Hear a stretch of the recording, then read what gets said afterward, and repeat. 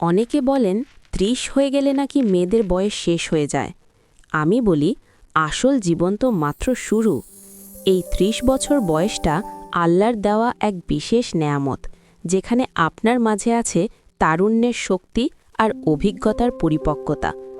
আপনার শরীর আপনার কাছে আল্লাহর দেওয়া একটি আমানত, আর এই আমানতের খেয়াল রাখা কোনো অপরাধ নয়, বরং সোয়াবের কাজ। রাসূলুল্লাহ সাল্লাল্লাহু আলাইহি ওয়াসাল্লাম বলেছেন, তোমার শরীরেরও তোমার ওপর হক রয়েছে। সহিহ বুখারী। তাই ৩০-এর পর নিজেকে অবহেলা করবেন না। প্রতিদিন কিছুটা সময় নিজের জন্য রাখুন। শারীরিক যত্ন, পুষ্টিকর খাবার খান, পর্যাপ্ত পানি পান করুন, কারণ একটি সুস্থ শরীরই আপনাকে দীর্ঘক্ষণ সিজদা করার শক্তি দেবে। মানসিক প্রশান্তি, অহেতুক দুশ্চিন্তা ছাড়ুন। যা হারিয়েছেন তা আল্লাহর ইচ্ছা, আর যা আছে তা আল্লাহর রহমত। এই বয়সে এসে মানুষের কথায় কান দেওয়া বন্ধ করুন, কেবল আপনার রবের সন্তুষ্টির দিকে তাকান।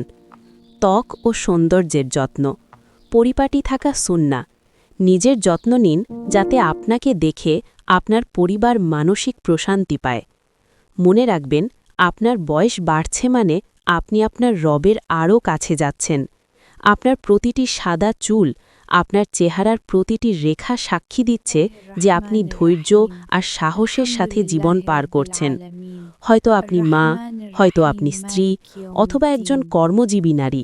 সব পরিচয়ের ঊর্ধ্বে আপনি আল্লাহর একজন প্রিয় বান্দা। নিজের আত্মাকে পুষ্ট করুন তাহাজ্জুদ, কুরআন তিলাওয়াত আর জিকিরের মাধ্যমে।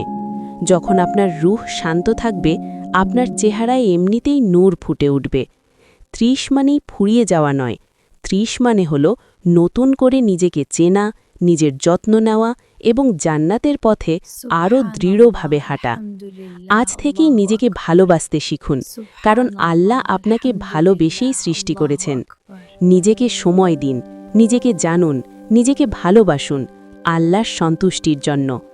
এই ভিডিওটি ভালো লাগলে লাইক দিন, শেয়ার করুন এবং এমন আরও ইসলামিক অনুপ্রেরণার জন্য আমাদের সাথে থাকুন।